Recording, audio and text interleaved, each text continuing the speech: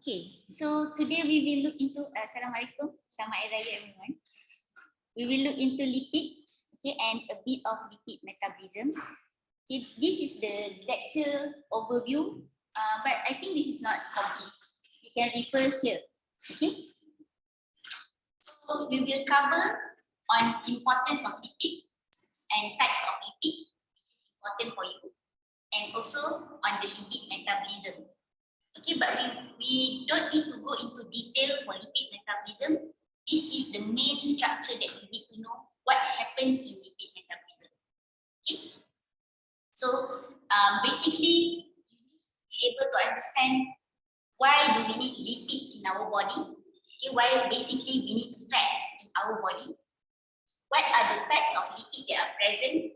Okay, you need to be able to understand what are the differences between these in the groups of lipid.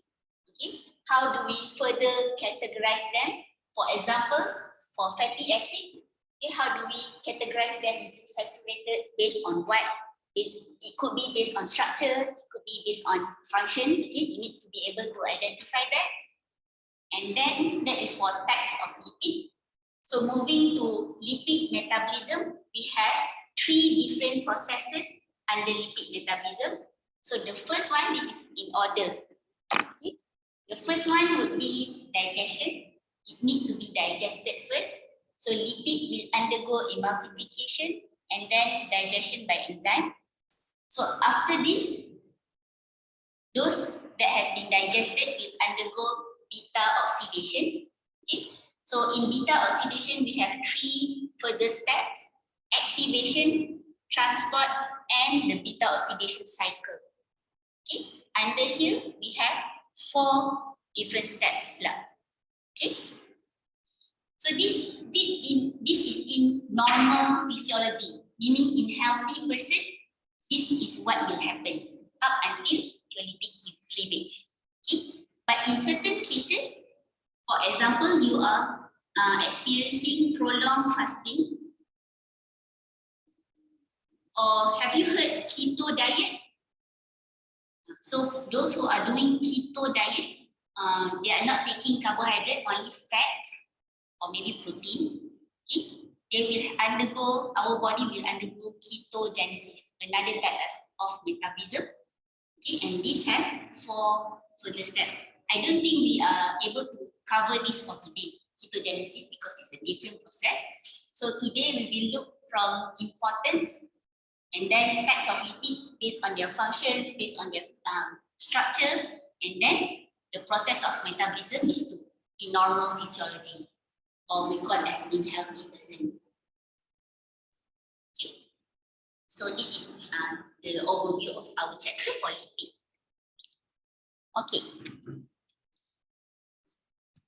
so before we move on further, I want you to explore on these terms. Okay, identify what is the definition, or maybe just find any information based on the terms. Okay, you can search phospholipids and look at the Google image. Okay, up to you which information that you want to pick on. So later I will ask you around. Okay, for example, okay, phospholipid, what are the information that we have? Then we can gather them together. Okay, so I'll give you about 10 minutes to do like a very brief Googling session of what are the terms for in this slides. Okay, so this information later we will sort them in this category. Okay, I'll give you about 10 minutes.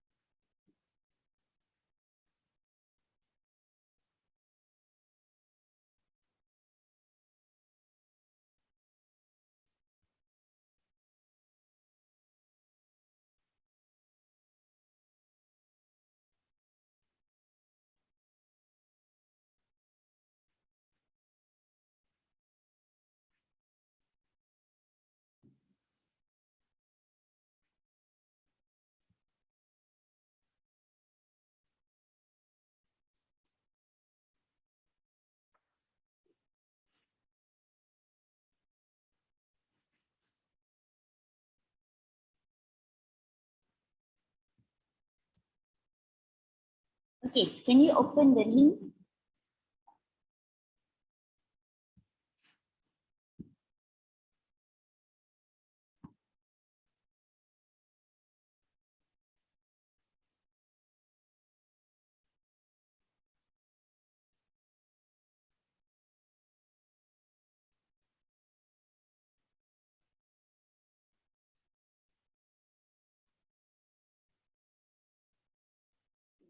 Can also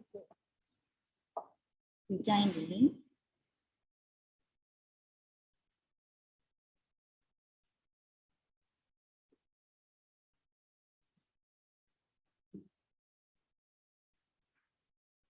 Okay, so what I want you to do, whatever information that you have based on the terms that I've shown earlier, type in here. You can put, for example, saturated fatty acid, and then what the information. Okay, steroids, what is the information? Okay.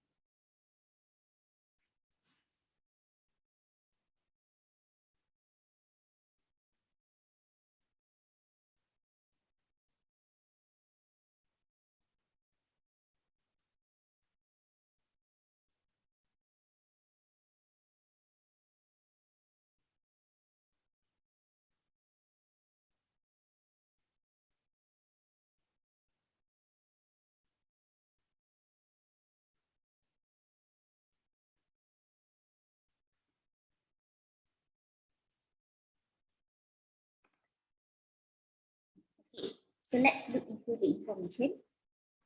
So lipid is a general term.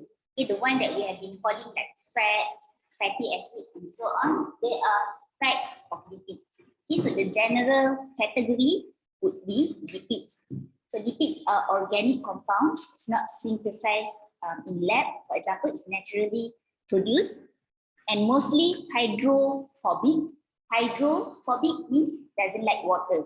So if you can think of your oil at home, the cooking oil does not dissolve in water.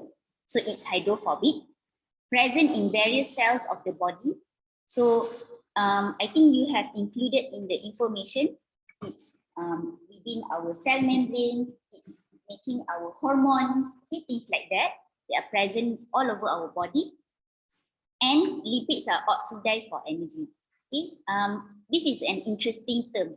Okay, triglycerides store energy for later use. Okay, this one here. So meaning that if carbohydrates is for fast energy, whenever that we have eaten carbohydrates, it will be quickly metabolized so that we can gain ATP, okay, the energy. But for lipids, they have higher amount of energy, but it's for later use. It's not for immediate energy. Okay, we call them as long-term storage of energy. Okay. So this is the importance of lipid. So number one would be ready source of energy. It can yield twice the amount of energy compared to carbohydrates and protein.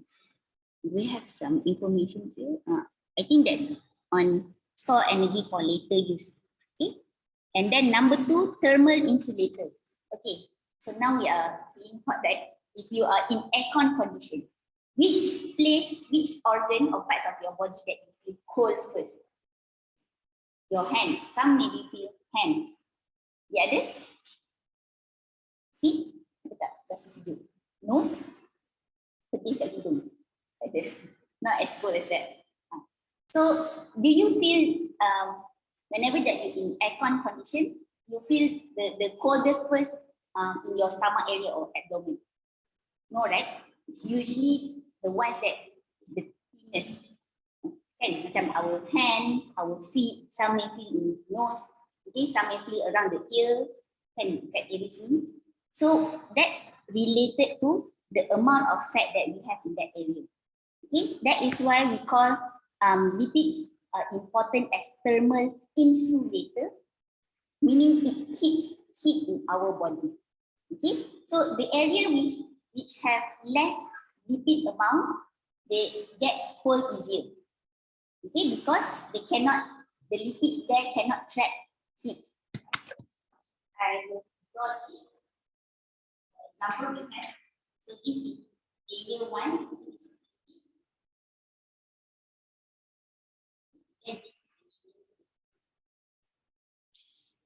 So this is thicker than the side, right?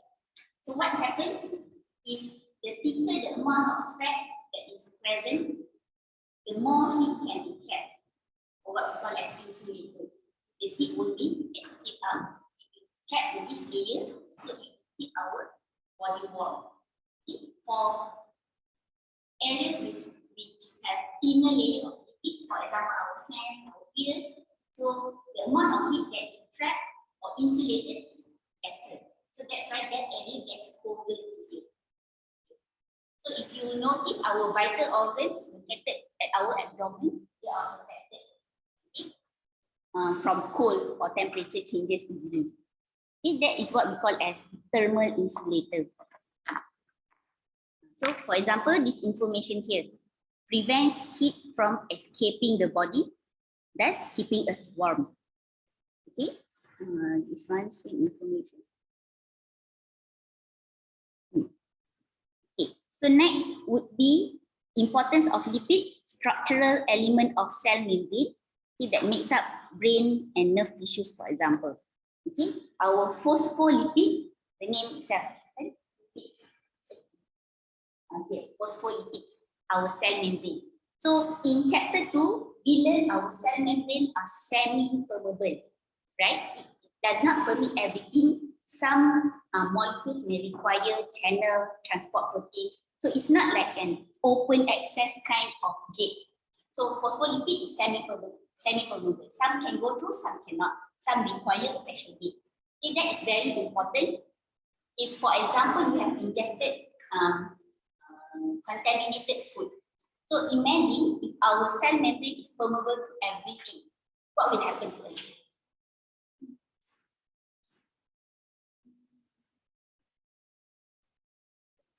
What will happen if our cell membrane is permeable to everything?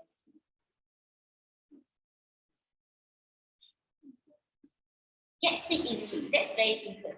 Whenever that you are exposed to a toxin, or maybe you are exposed to any microbes, you will be easily infected because of the fully permeable property. Okay, but our cell membrane, they are semi-permeable because of the lipid layer. So they are acting as like a protective barrier for our cell inside our body, so that not everything can go in and affect our nucleus or mitochondria, the vital organelles, for example. Okay. Next, protective cushion for many tissues. I think this is quite straightforward.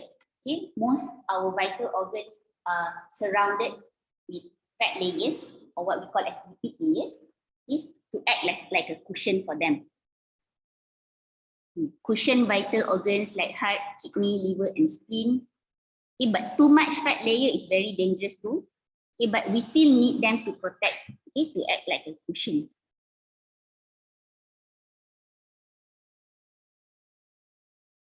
Okay. So you can read on this paper. I've attached one paper for you to read. They are trying to relate different parts of body with temperature.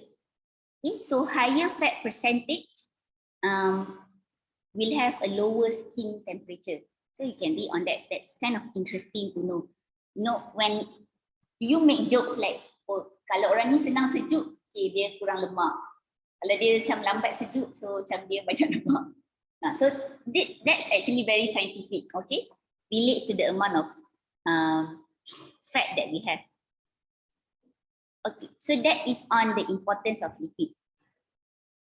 Okay, so this is a comparison between carbohydrates and lipids, mainly based on their energy, how they provide energy.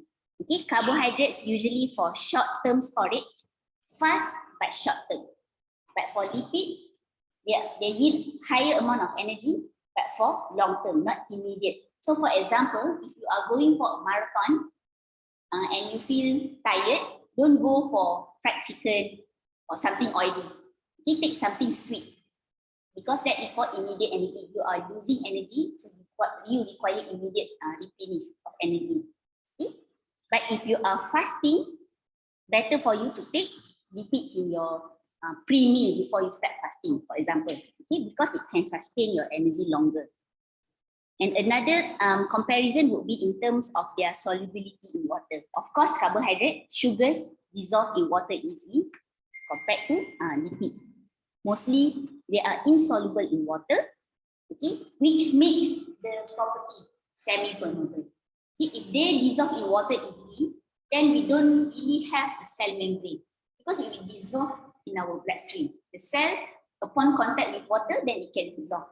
So that's the importance of lipid being insoluble in water, so it can act like a barrier to our cell membrane. Okay, but if lipids are attached to a soluble group, then it can be transported in our bloodstream. Okay, we will look into that later.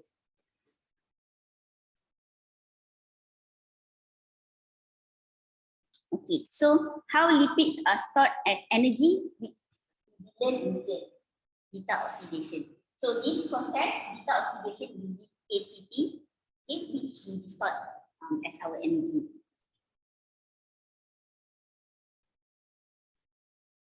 Okay, so we have these three main groups of lipids, triglycerides, phospholipids, steroids, and okay, one more missing, lipoprotein. Okay, so there's actually 4 groups of lipids.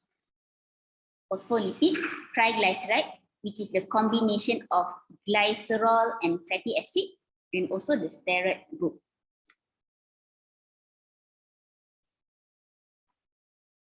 Okay, let's switch here. Yes, triglycerides form from 1 molecule of glycerol and 3 or more fatty acid. Okay, I've read everyone mostly said, okay, steroid is our hormone, okay, made up of steroids. Triglyceride can be found in our blood. Okay. So phospholipid is amphiphilic. Okay, it has hydrophilic and lipophilic region, or hydrophilic and hydrophobic region. So lipoprotein is a type of protein that can dissolve in our blood or dissolve in water, okay, because of the protein group attached to the lipid. All right, let's focus on our slides.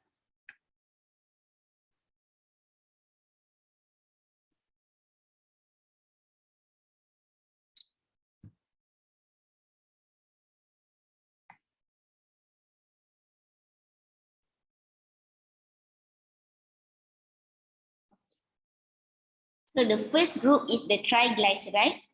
So this is what I meant by it's made up of glycerol and also 3 fatty acids. Okay? The tri word is referring to the 3 fatty acids that is attached. So this is what we call as the glycerol backbone and also fatty acid. So this is 1 fatty acid, 2 fatty acid, and 3. Okay, so this is the 2D view. If you look into a 3D view, this is something that you expect. It's not like a linear, okay, 1 head and 3 tails. It can look like this. So this is triglyceride. So the center at the middle is actually the glycerol backbone. And this is 1 fatty acid, 2nd fatty acid, and 3rd fatty acid. So these triglycerides, they can be hydrolyzed or break down. Okay? So hydrolysis of triglyceride can be, for example, diglyceride and 1 free fatty acid. So once this fatty acid is detached from the triglyceride, we call them as free fatty acid. Okay. So this free fatty acid can be further categorized into saturated and unsaturated based on their structure. Okay. So can you tell me the difference between saturated and unsaturated?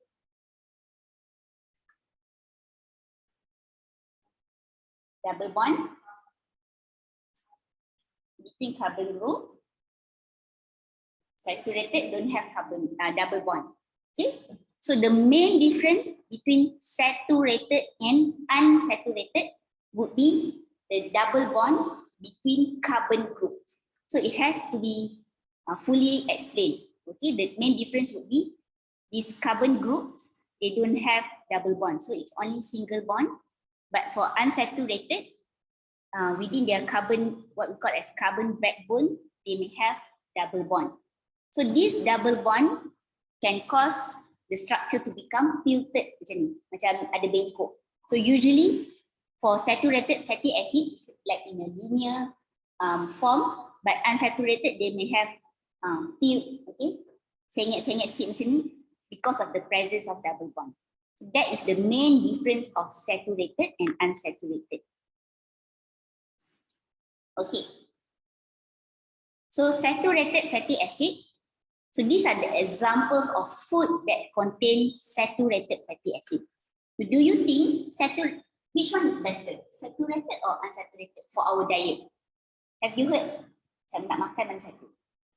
Saturated or unsaturated? Saturated. So it's actually the better choice would be unsaturated. So but our diet, Malaysian diet, consists of a lot of saturated fatty acids. Okay, so the examples of sources would be beef, butter, coconut. Okay, and saturated fatty acid, if we take it high in our diet, it can increase the risk of heart disease. Okay, for saturated fatty acid. So saturated fatty acid can we still need them, but in moderate amount. Okay, why? Because they act as the long-term energy storage. Okay. So saturated fatty acid again consists of all carbon-carbon single bonds. Okay, and usually, not all, but saturated fatty acid exists in solid form, like beef, okay, butter, even coconut oil is actually in solid form. Okay, before we heat them. And the thing that we call as fat that we have around the layer of beef or chicken, that's usually saturated fatty acid. Okay, so for unsaturated, okay, usually we can categorize them mono or poly based on the number of double bond. So mono is 1, poly is more than 1. So in the chain, they have only one carbon, one double bond, but in poly, they have more than one double bond in the carbon backbone. Okay. So usually unsaturated fatty acid exists in liquid form. So this is the example of food that contain unsaturated fatty acid. Okay, we have like vegetable oil, okay, fish. Okay, for unsaturated fatty acids, it's advised for us to be involved or include this in our diet. Okay, that's why it's better to use, for example, olive oil in our cooking. Okay, because they are unsaturated fatty acid. Compared to saturated fatty acid, they can increase risk of heart disease. But unsaturated fatty acid, they can reduce the risk of heart disease. Okay? But there's exception. Under unsaturated, we have mono and poly. So poly can be categorized into cis and trans based on the structure. Okay. So what is the difference between cis and trans? What can you say about cis and trans? Both have double bond, but what makes the difference? Hydrogen group, position of hydrogen. Which hydrogen?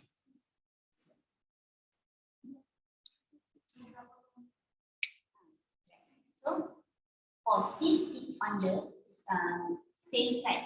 For example, this is the double bond. So all the hydrogen atoms is on the same side.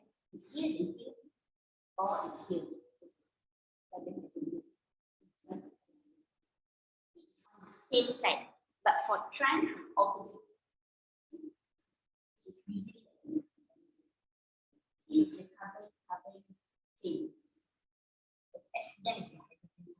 So cis hydrogen on the same side, okay? But for trans, hydrogen atoms are on the opposite sides. Okay.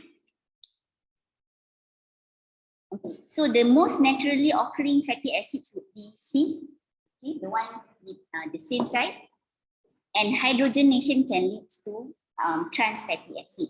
Okay, for example, undergo processes in food processing. Okay, those compounds are introduced with hydrogen. Then adding this hydrogen can change them to trans fatty acid. Okay, but trans fatty acid, this one is dangerous. Okay, both is actually okay. In general, unsaturated fatty acid is the better option. But if the food undergo processing, it can turn into trans. Then trans unsaturated is not safe. Okay, you can refer to here.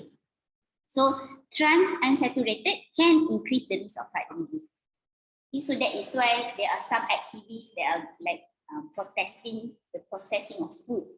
Okay, sometimes undergoing food processing can introduce hydrogen to our food and cause them to be unhealthy. They are initially should be healthy, okay, because they are unsaturated, but due to the processes, maybe to keep them last longer and so on, they can turn into trans unsaturated, which is not good. Can still increase the risk of heart disease. Okay. Okay. So this is just an additional info for you. Apart from categorizing from based on their structure, we can also categorize based on whether or not our body can produce them. Similar to protein or amino acid, we have non-essential and essential amino acid. Same goes to fatty acid. Okay, we have essential fatty acids which cannot be synthesized in the body. Okay, so we need to take them in our diet, and also non-essential fatty acid which our body can produce them. Okay, so that's why some nutritionists may suggest us to take, for example, the omega-3, okay, because they are actually essential fatty acids which our body cannot produce them, but that's good. It's giving us health benefits, so we have to take them in our diet or in our supplement. Okay, so that's on triglycerides earlier on. I will just go through briefly on phospholipids. Okay, phospholipids, because this is the lipid part, this is the phospho that is attached, phosphate group that is attached to the lipid.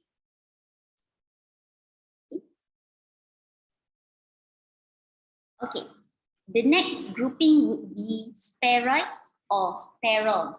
Okay, so our hormones mostly are under the steroids group. Okay, so this is our hormone, cortisol. Have you heard of the hormone cortisol? What is related to?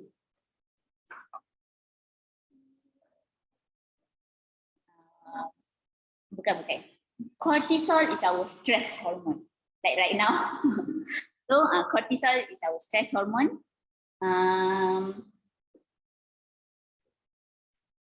Progesterone, maybe you have heard of this. Progesterone is for usually in female, okay, our menstrual cycle. Testosterone present in female and male, but more dominant in male. So this is the steroid structure that is present in all of these hormones. Okay, so that's why we categorize them under steroids group, but they are actually lipid group. Okay, so basically steroids have basic 4-ring hydrocarbon structure. So 1, 2, 3, 4, okay, with different double bonds and functional side chains.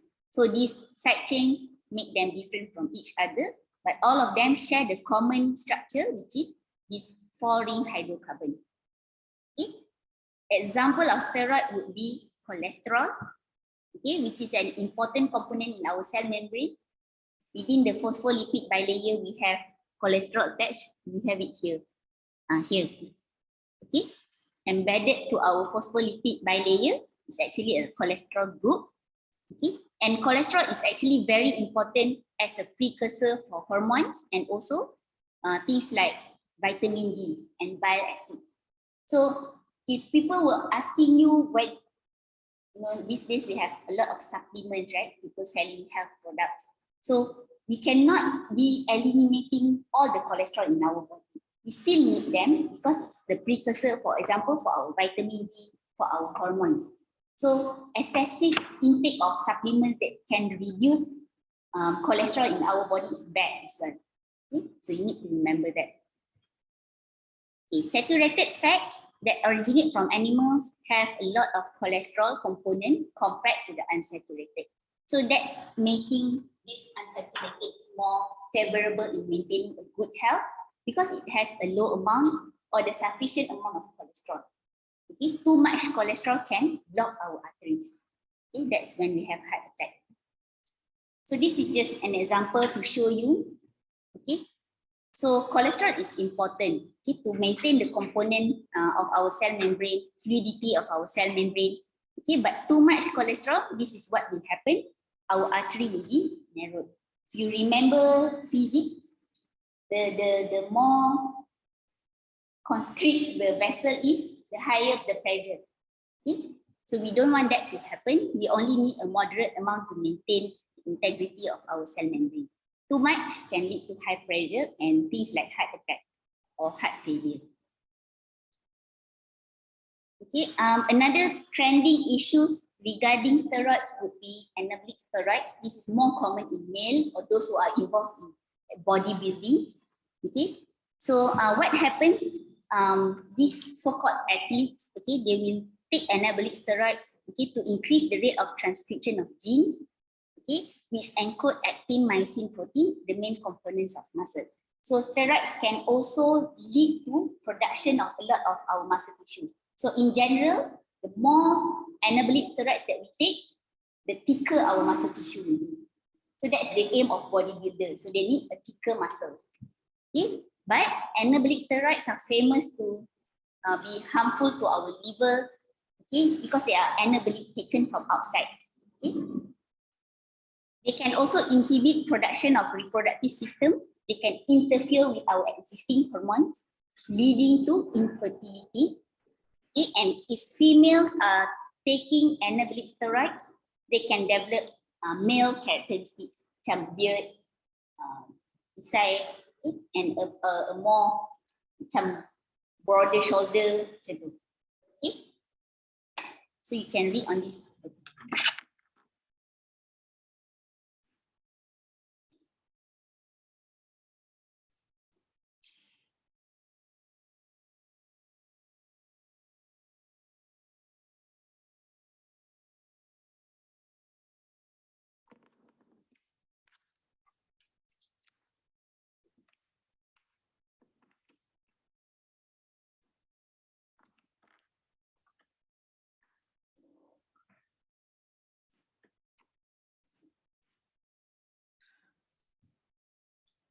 Okay, so that is for lipid groups.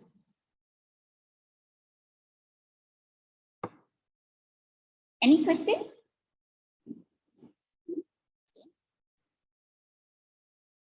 let's take, oh, sorry. I cover lipoprotein and then let's take 1 minute, 5-minute breaks. Okay, so because lipid is insoluble, so they need to be attached to something that is soluble in water so that it can be transported in our body. Okay, so for example, is lipoprotein. So lipo is the lipid part, protein is protein lah. Okay, so protein is soluble in water, so that's why lipid will be attached to it to be carried. Okay, for example, after we have eaten something in our diet, fried chicken ke, so the lipid needs to be transported maybe to our brain area, to our feet or leg layer. So how this lipid is transported is based on the attachment of protein group. Okay, so lipoprotein we have different categories. Kilomicrons, and then based on their density, very low density, and high density of lipoproteins. So all of these lipoproteins differ in terms of the amount of lipid and also protein inside them. Okay. I won't go through this in detail, but you just need to know which one is having the comparison in terms of their density and also the makeup. Okay. Okay, so if you look, let's look at this graph first. So this is density, this is diameter. Diameter means how big the ball is of lipoprotein.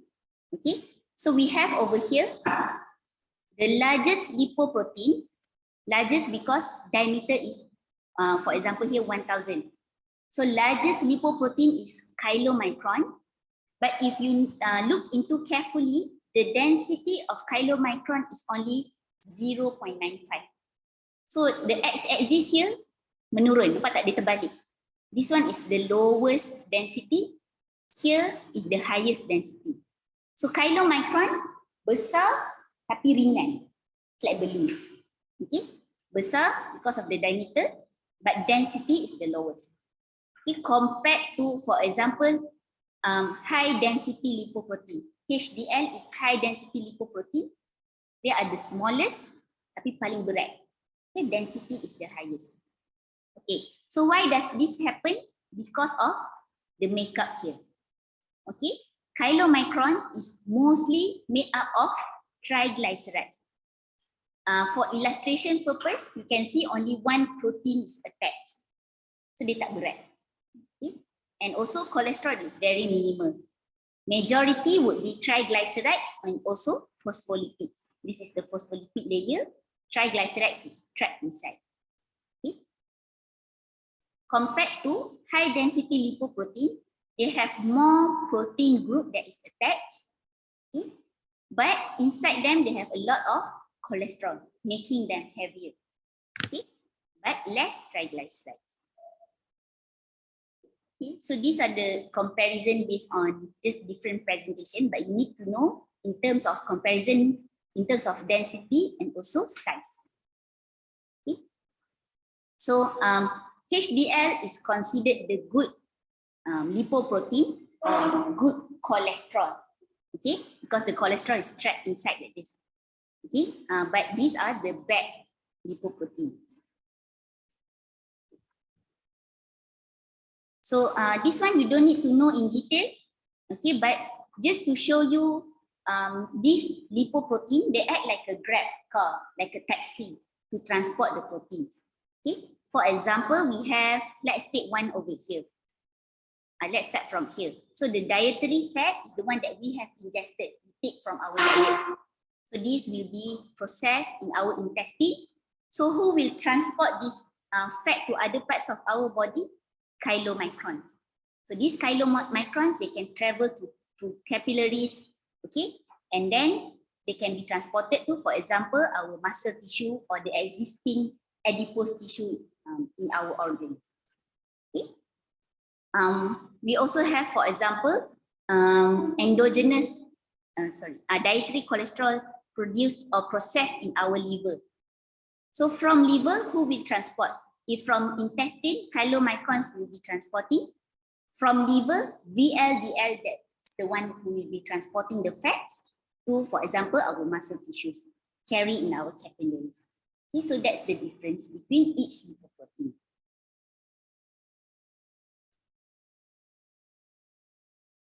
So this one is just additional info for you. You can briefly go through. But the main thing that you need to know is based on the size, density, okay, and maybe very briefly on the function. But function is basically which route they are taking, okay, in terms of their transport. Okay, any question? Maybe if you take clinical biochem, you will learn more in detail, but I'm not sure. Okay? Because it's lipoprotein usually related to disease development and so on. Okay, before we go into metabolism, let's take 5 to 10 minutes break. I am melting.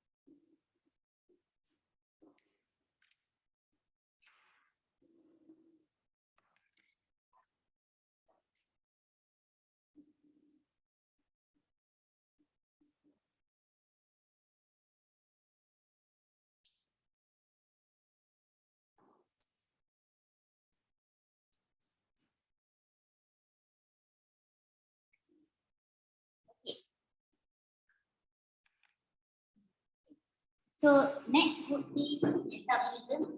So first, emulsified first. And overview for lipid metabolism in healthy individuals. Okay. So once ingested, okay, so these are the fats that are ingested in our diet. Okay, it will go through our small intestine. So what will happen? The bile salts secreted by our gallbladder will emulsify the dietary fats, okay, forming what we call as micelles. Okay? So this is, for example, the chunk of fat that we have eaten, maybe from our fried chicken. So we have what we call as large fat globule. So emulsification won't digest the structure of the fat, but it will break down into smaller droplets or what we call as micelles. Okay. So emulsification is important, okay, so that we have a higher surface area that is exposed to enzyme later. Okay. So for example, this is only one droplet, but upon emulsification, we have tiny droplets, okay, which are exposed to enzymes later under digestion. So digestion would be easier for lipids. Okay, and then after being emulsified, then these tiny droplets of fats will undergo digestion. Or other name for digestion of lipid is lipolysis. Breakdown of lipid. Lysis is breakdown. So basically breakdown. Okay. So generally, what will happen? So let's say this is the triglycerides just now. Glycerol backbone attached to free fatty acid. So lipolysis will start to detach the fatty acid that is attached to the glycerides. Okay. So undergo lipolysis, then release one fatty acid. So from these two, undergo again lipolysis and so on. Okay. Until you are able to get this free fatty acid.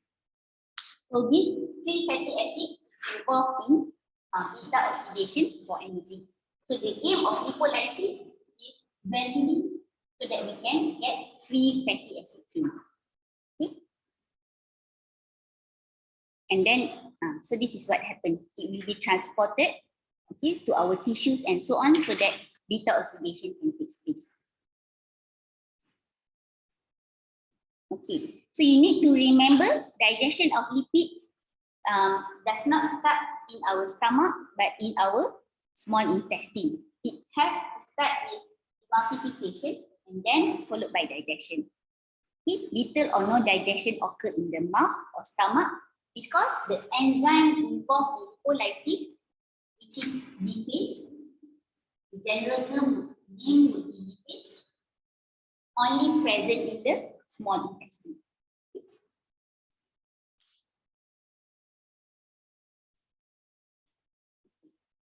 So you can read this in detail later, okay, how the process of digestion takes place, but this is an overview of digestion. Okay, so after the free fatty acid is broken down, it will be absorbed in our bloodstream and then be transported.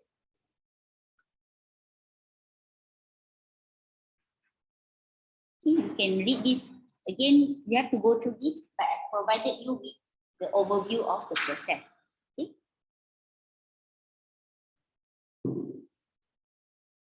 Okay. So now we have this free fatty acid. This is our end product for digestion. So this free fatty acid will undergo beta oxidation. Only then we can acquire energy from our lipid. This is called ATP production. This is the energy part. Okay. So for beta oxidation, before we go into beta oxidation cycle, the free fatty acid just now over there, it needs to undergo activation and then being transported in our mitochondria and then the cycle of beta oxidation. Okay. So again, beta oxidation happens or takes place inside our mitochondria. Okay. That's why mitochondria is our power source, because a lot of ATP production happens inside our mitochondria. So this is the overview. Okay, so mitochondria, they have two layers, right? Okay, the mitochondrial matrix and the outside layer. So if we zoom into, this is the two layers. Okay, this is inside of the mitochondria. Okay, this is the first, the innermost layer, and then this is the outside layer, and then here is where our cytoplasm is. Okay, so this structure over here is our mitochondria. Okay, so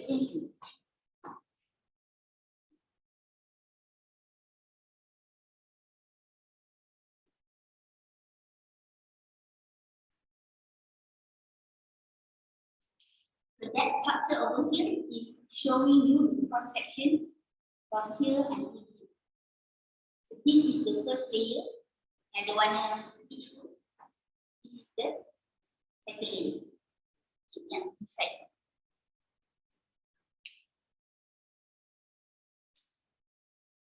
Okay, so this is the activation of free fatty acid. So later on, I will use the short form FFA. Okay, so FFA means free fatty acid. After activation, it needs to be transported into the mitochondria because this is in the cytoplasm. Kat atas ni is our cell lah. Okay, transported into the mitochondria and then transported to the inner structure of the mitochondria. Only then the beta oxidation cycle can take place.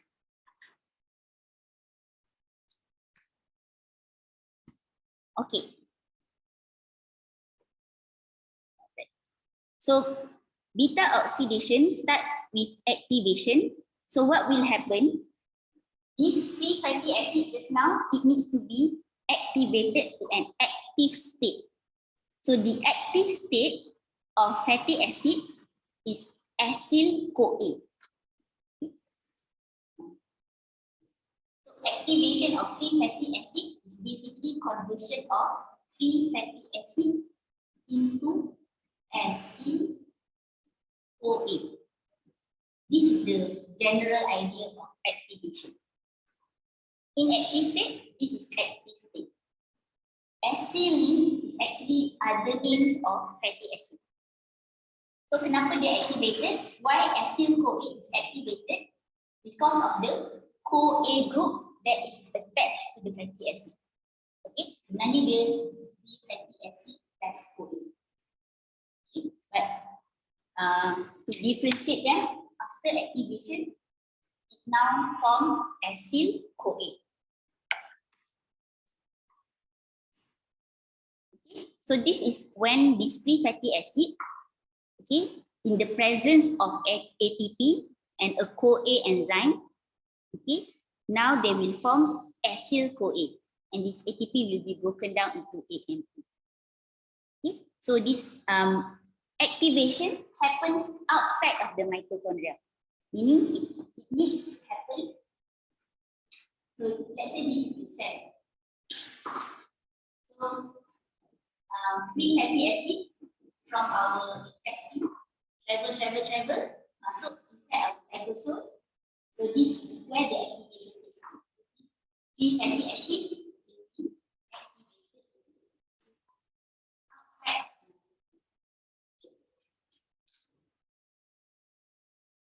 So what's important in activation? You need to know what happened. So basically activation to acyl-CoA. Who is involved? ATP and also CoA enzyme.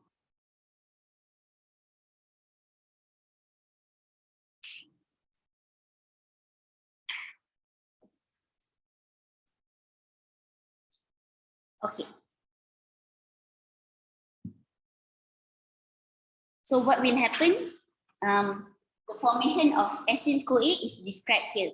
Okay, a thioester bond is formed.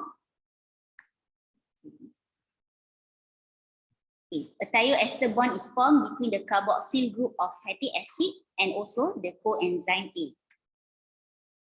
Okay, you don't need to know in detail the structure changes.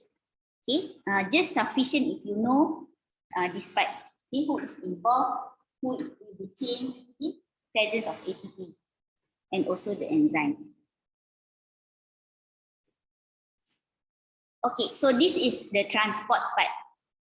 So free fatty acid cannot travel across our mitochondria. Why activation needs to take place? Because fatty acid cannot directly go inside. It requires this CoA group, macam pass lah, access card. So CoA ni macam access card that allow this fatty acid group to be entering our mitochondria. Okay, so acyl CoA can move freely from the outer mitochondrial membrane. Okay, so meaning that this access card only works for first layer gate. Satu gate je boleh. So acyl CoA can now travel through the first mitochondrial membrane. Okay, so it can freely go into without the aid of any enzyme or any transport or channel. Okay, so acyl CoA can move freely across the outer mitochondrial membrane. Okay, but it needs to be transported inside the mitochondria. So what will happen? This enzyme called CPT1, carnitine palmitoyltransferase, okay, it will convert this acyl CoA group into acyl carnitine, another access card. Okay, so now here, CoA group over here works only for gate 1. Gate 1 who? Outer mitochondrial membrane. But this acyl CoA tak boleh lalu the second gate. Second gate is the inner mitochondrial membrane. So we need another access card. So who will be the access card? This carnitine group. So that is why this transferase enzyme, it is actually transferring between these two groups.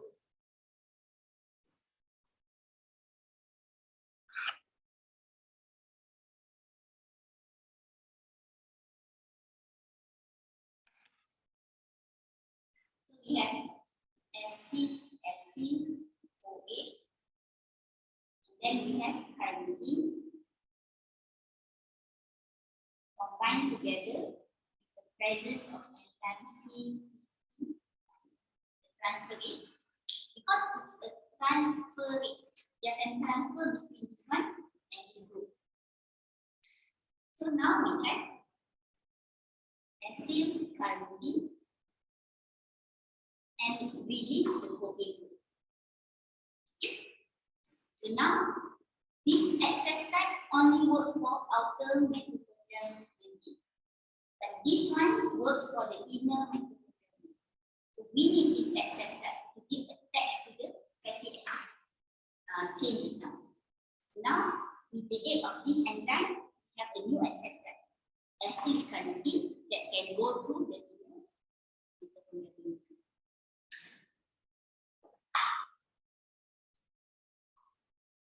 Okay. So now we have here acyl carnitine, a new access card. So this acyl carnitine can go through the inner mitochondrial membrane, okay, but with an exchange. So what will happen? Acyl carnitine will be transferred into the inner mitochondria space with an exchange of a carnitine group that is being transported out. So it has to be like an exchange like that. Okay, acyl carnitine go in, somebody has to go out. So who's that somebody? This carnitine. Okay, so you will look later, this carnitine will be reused as an access card. Okay, okay. So this acyl carnitine over here, they can now pass through the inner mitochondrial membrane. Okay, so this acyl carnitine has to be converted back into acyl CoA. So beta oxidation, the starting of precursor has to be acyl CoA because of the CoA group. Okay. So but we don't have acyl CoA here. We have acyl carnitine. But access card tadi kita dah buang. Okay. So this acyl carnitine needs to be converted back into acyl CoA. Who will aid this process? CPT2. Okay. CPT1 will break them. CPT2 will reunite them. Acyl CoA and acyl and also CoA. So this acyl carnitine converted back into acyl-CoA with the presence of CPT1. So now, buang excess carnitine. Attach balik excess CoA. Okay, the group CoA. So carnitine nak pergi mana? For the next acyl that wants to go in. So they will pass one cycle, go back into this area, get another new molecule, attach that. And the cycle will continue. Okay. So for you to remember, CPT1 will split acyl-CoA and acyl and CoA. This CPT2 will reunite back acyl and CoA. Okay. I have attached the extended notes in GC. So if you want to read them, you can refer to that for the process. So that is only activation and transport. This is beta oxidation. Okay? Don't worry, you don't need to know in detail the changes in structure. Okay? The important one is for you to understand it has to start with oxidation, followed by hydration, and then oxidation again to lipid cleavage. Plus point if you can remember the name of enzyme. Okay? I'm honestly telling you, kalau you nak pass, you know this only cukup. Tapi kalau you nak A, you tahu dah, kena tahu the enzyme. Okay? Okay. So beta oxidation basically is a series of reactions that cleave carbon atoms two at a time from the carboxyl end of a fatty acid. Okay. Kita patah balik. So this is the free fatty acid tadi kan? Earlier on from digestion, we have activated them into acyl-CoA.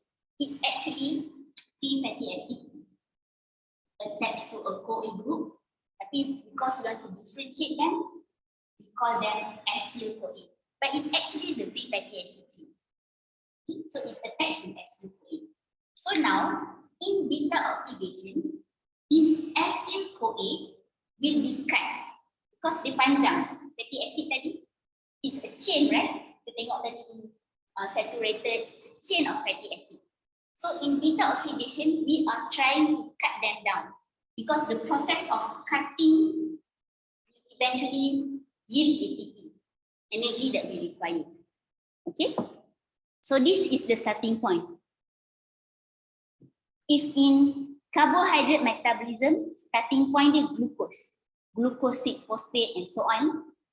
So beta oxidation, starting point is fatty acyl-CoA or acyl-CoA, is the same. Okay. So this is the CoA group. So paling hujung, CoA group. Okay, we have the sulfur atom here. Okay, this is the carbon chain. R ni maksudnya panjang. R tu dia ringkaskan, representative, but it's actually a longer chain here. C panjang ni kat belakang. Depends on the type of fatty acid. Okay, but to make it short, okay, we have R group here. Okay, so this is the first reaction. So this acyl-CoA will undergo oxidation to form trans-enol-CoA. Okay, and then it will undergo hydration. Okay, and then form hydroxyl acyl-CoA, and then undergo oxidation and form keto-acyl-CoA, and then this is where the cutting process are. Okay, keolipid cleavage. It will remove acetyl-CoA. Okay, so activation of fatty acid is free fatty acid becoming acyl-CoA. Beta oxidation is acyl-CoA becoming acetyl-CoA. Starting point, end point. Starting point, end point. Okay. So now, this group is removed. Acetyl-CoA group is removed. Kan dia panjang, chain tu is longer. So the chain will go the next cycle. Cut lagi dua, cut lagi dua. So what will happen? It's something like this. So this is the CoA group. This is a simplified version. Okay? So this is the longer carbon chain. So the first cycle, potong dekat sini. And then this will be attached back to a new protein group. Next cycle, potong kat sini. 1, 2, cut. 1, 2, cut. So that is what it meant by cleavage. Cleave carbon atom 2 at a time. So 1, 2, cut. Attach back to CoA group, undergo oxidation, cut. Attach back to CoA group, undergo oxidation, cut. If it's longer, then longer lah. Okay. So that is beta oxidation.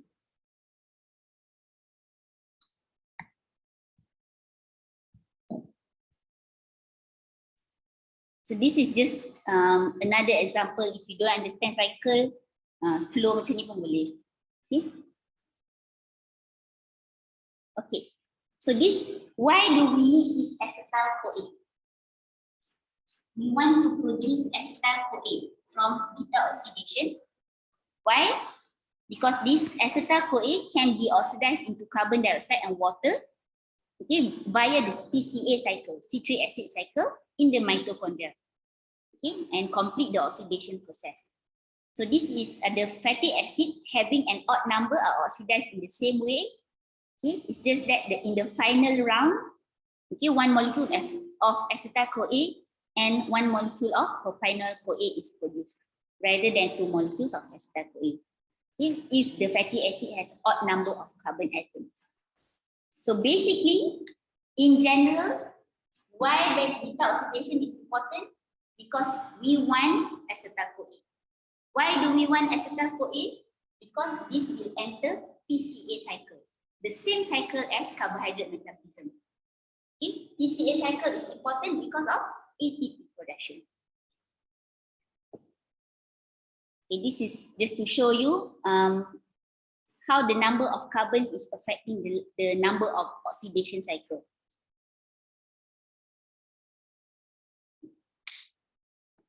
So additional info for you, who will control beta oxidation? Okay, the rate limiting step would be the formation of fatty acyl carnitine.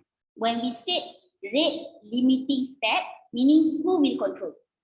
So this process is controlled, fatty acyl carnitine, okay, meaning the first enzyme earlier on, CPT1, is controlling. The first gate would be the rate limiting step. Okay, meaning that if we have already sufficient energy, so the first gate will prevent the acyl CoA from going. You don't need them. Our mitochondria has already a lot of things, for example. The inhibitor for beta oxidation is malonyl CoA. Is the first intermediate in fatty acid biosynthesis. It's actually one of the products when we cut the fatty acid in the cycle. Okay, it can eventually from malonyl CoA, so this would be an inhibitor. Okay, any question? Beta oxidation, you really need to read. I can only give you the overview, the importance of the cycle, but the details is up to you to read on. Okay, I'll briefly repeat again. Metabolism of lipid needs to start from digestion. What happens in digestion? First, emulsify first. Convert the large droplet to smaller droplet so that there are more surface area that is exposed to enzyme. So this tiny droplet will undergo digestion or specifically lipolysis. Lysis because breaking down the lipid.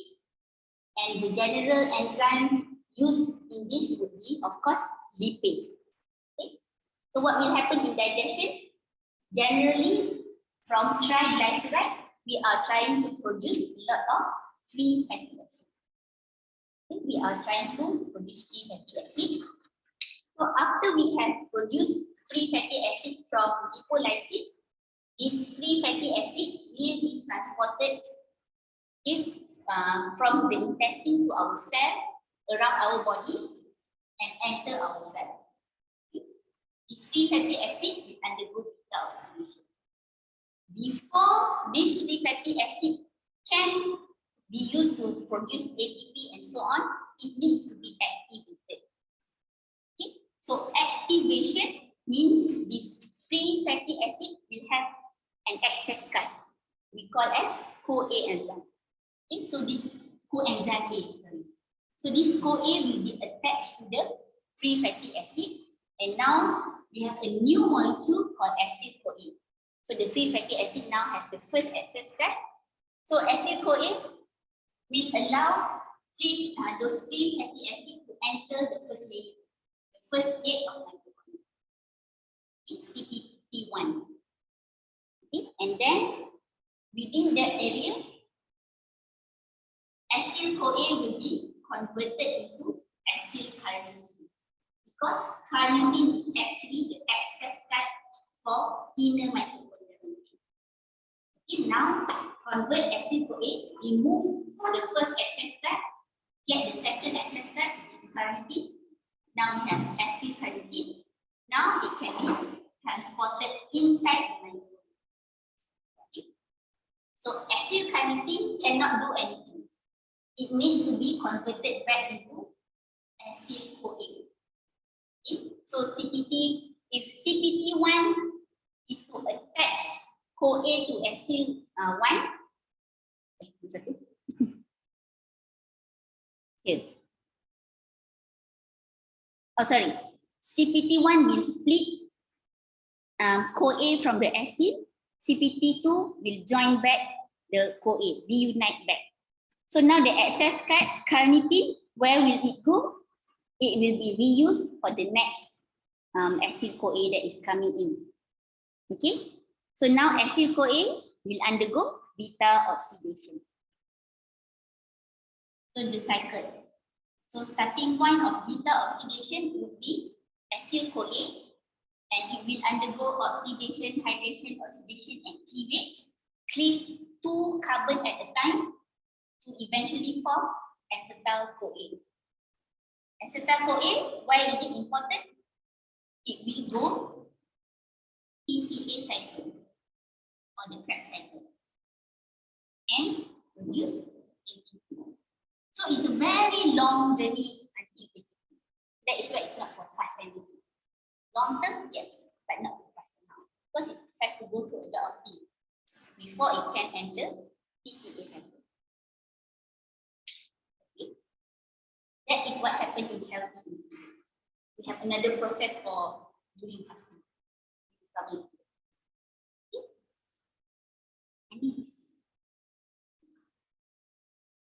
Orang macam berasap, saya macam cair kat sini. There's a lot of YouTube video to help you visualize the process, so you can always choose and go whichever that makes you understand better. Okay, I've also attached a link in the link. Okay.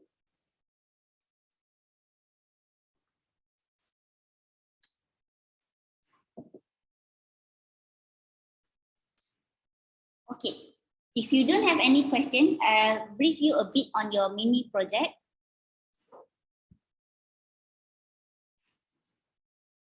Let's take 5 minutes break.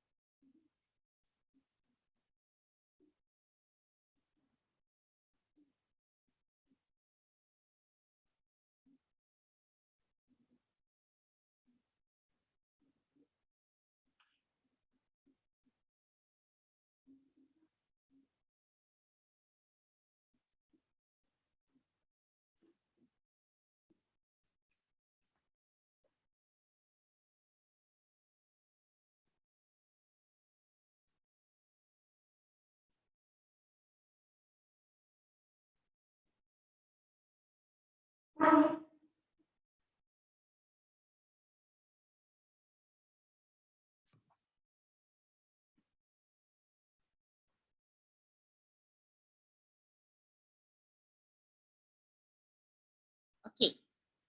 for your mini project, you will need to do a presentation, but record. Don't need to present in class. Okay. So the minimum would be 10 slides. I will go through with you. Okay. And then you need to record your presentation. Okay. You can do like a Zoom like this and then record your presentation among your groupmates. Okay. Deadline is next Friday. Okay, but it will be very straightforward.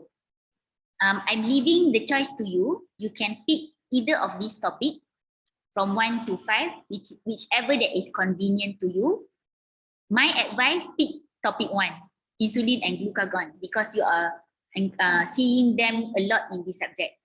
Okay, but up to you. You can choose whichever that you like.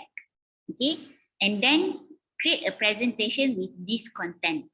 Okay, introduction, a bit of the structure, function, what happens if we have disease or deficiency of the hormone in terms of the diagnosis, treatment, and general references. Okay, what you can do one slide for introduction. Intro means you can say maybe the background of the hormone, a very brief on the function, where is it produced, okay, very briefly on the introduction, okay, on the hormone itself, maybe the importance of the hormone, but very briefly inside the introduction. Okay, for example, we are taking adrenaline and noradrenaline. So maybe in the introduction, you can tell which group is adrenaline and noradrenaline is. Where is it produced or synthesis? Okay, which situation we will need this hormone? Is it for metabolism of dietary intake, or is it the hormone will be used for thinking, memory, or other metabolic processes? Okay, very briefly in the introduction. Try to limit one slide only for introduction. Okay, and then the next one would be structure. You need to create like a slide with the structure of the hormone. Macam just now we have covered kan, yang steroids group tu steroid hormone. So you can put on the structure, highlight on what are the similarities, okay, or differences that this hormone have. No. Yes. Okay, that is for structure. If you have different presentation like 2D structure macam mana, 3D structure macam mana, that would be better. Put inside one slide. Okay, that is for structure. And then 2 to 3 slides for function. Maximum 3 lah for function of the hormone. Okay. Okay, and then next would be hormone deficiency and hormone deficiency, but you don't have to limit yourself to deficiency only, kekurangan je. It can be abnormalities in secretion. Kalau banyak sangat hormon tu, what will happen? So you can pick, because disease related to hormone is a lot. So pick only 1 to 2 diseases and focus on your presentation. Okay. For example, insulin and glucagon, the most common disease would be diabetes. So just focus on that disease, diabetes only. Okay, so in diabetes, insulin banyak ke insulin sikit? Glucagon banyak ke glucagon sikit? Okay, 1 to 2 disease only, focus on that, relate back to the hormone secretion. Okay, why the disease happen? Because secretion banyak or secretion sikit, or the hormone is produced by different structure, or the hormone is the cell that is secreting the hormone yang ada problem. Okay, why the disease happen? And then briefly for diagnosis and treatment. Okay, diagnosis and treatment you can do in separate slide, but if you want to combine, that is okay. Meaning the weightage here in this assignment is on structure, function, and disease. Diagnosis and treatment you can do very briefly. Macam X-ray ke, or we do biochemical test ke. Okay, and then treatment maybe surgery ke to replace, or in diabetes maybe they give hormone injection. Okay, very briefly. You don't have to go into detail. And then make sure you include your references in your presentation. You don't need to explain lah. The references, just include one slide for that.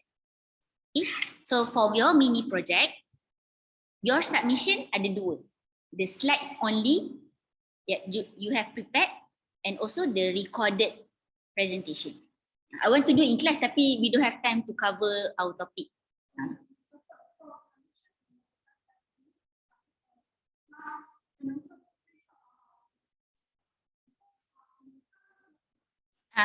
Okay, later in e-class, just copy paste your the link. You can put it in Google Drive, or you can upload your presentation in YouTube, and then attach a link of your video and the link for your slide. Don't need to screenshot. Just send me the PDF ke PowerPoint. Okay. So this in your on the mini project. That's why I put minimum 10 slides. Okay. Don't go beyond 20 slides. 20 slides tu macam banyak sangat. Okay. Try to make it, for example, 5 to 10 minutes of presentation. Don't need to be too long. Okay, 5 to 10 minutes. With the importance is actually on the slide number. Okay, try to stick on this suggestion.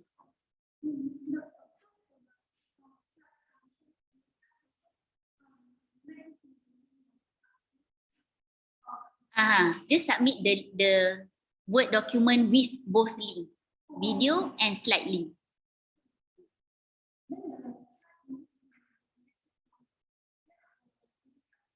Can. Whichever lah, PDF or Google Slide, up to you. Canva also can. Okay, so make sure everyone is presenting in the group. Up to you. Sebelum ni your assignment one individual. Confused already.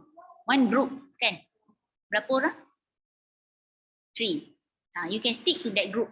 Up to you. Janganlah macam 6 orang ramai sangat lah. Okay, minimum 3 lah. Minimum 3. Maximum 5. Okay. Later on, please list in the WhatsApp group your grouping, your group members. Okay, so that I just want to know whose group with who. Okay, any question?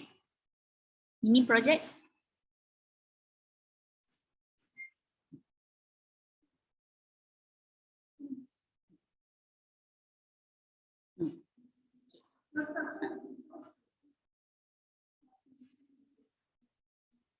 Because it will help you for your revision.